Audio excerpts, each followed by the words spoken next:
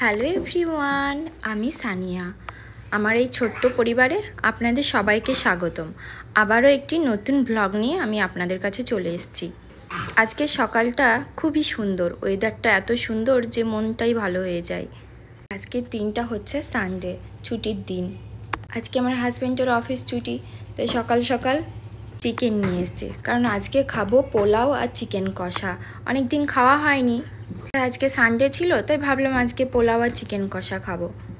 পোলাও আর chicken কষা করতে যে যে ইনগ্রিডিয়েন্টসগুলো লাগে এগুলো আমার হাজব্যান্ড সব আমাকে কেটে দিচ্ছে।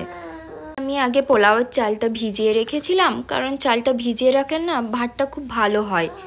তারপর আমি পোলাওয়ের জন্য জল দিয়ে দিলাম, জলটা গরম হয়ে এসছে, আর আমি চালটা এবার ওর মধ্যে দিয়ে দেব। আর ওর মধ্যে যেসব গোটা মশলা লাগে, যেমন এলাচ, এইগুলো আমি একটা পাত্রের মধ্যে দিয়ে ওর মধ্যে দিয়ে দিয়েছি। তারপরে ভাতটা চাপানোর পর আমি ভাবলাম চিকেনটাকে মাখিয়ে রাখি, তাহলে খেতে আরও টেস্টি হয়। আমি চিকেনটা মাখানোর জন্য যেসব গুঁড়ো মশলা লাগে সেগুলো দিয়ে দিয়েছি এক এক করে।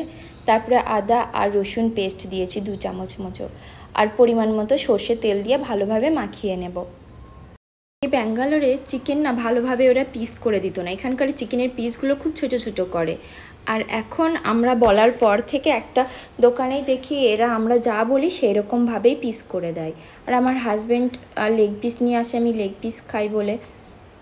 তারপরে চিকেনটা চাপানোর আগে ভাবলাম পেঁয়াজ বেরেস্তা করে নিই পোলাওয়ের জন্য, তা আগে পেঁয়াজটাকে বেরেস্তা করে নেব।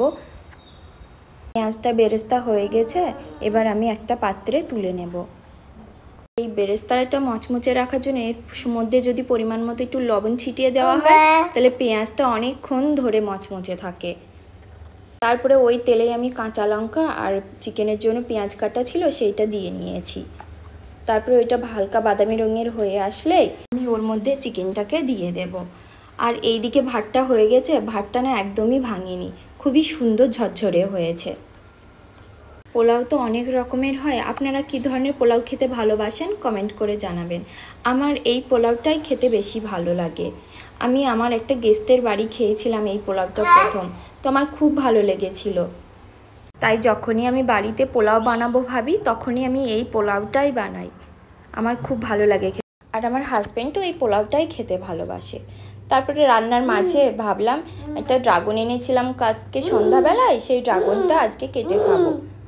এখানকার ড্রাগন ফল এর আগে আমি একবার খেয়েছিলাম, খুব মিষ্টি হয়েছিল, তাই ভাবলাম এটাও নিয়ে আসি, হয়তো মিষ্টি হবে, কিন্তু অতটা স্বাদের ছিল না, এটা মিষ্টিও ছিল না।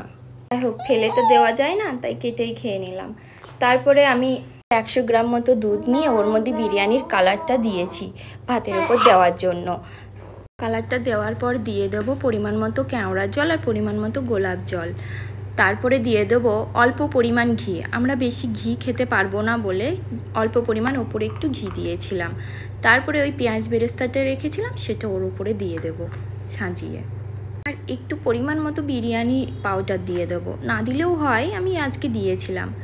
তারপরে এই দিকে চিকেন থেকে অনেকটাই জল বার হয়েছে, 10 থেকে 15 মিনিট হলেই চিকেনটা কষানো হয়ে যাবে। আর কষানো হয়ে গেলে পরিমাণ মতো গরম জল দিয়ে একটু ফুটে গেলেই নামিয়ে নেব।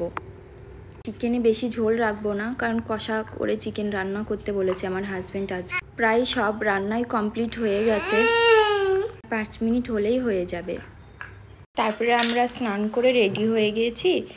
এরকম প্রতিদিন সুন্দর সুন্দর খাবার খেতে সবার ভালো লাগে, কিন্তু আমাদের ব্যস্ততার কারণে হয়ে ওঠে না। এই ছুটির দিনগুলোতেই খেতে হয়। আমার ভিডিও আপনাদের ভালো লেগে থাকলে আমার পেজটাকে ফলো করে দেবেন আর লাইক করে দেবেন।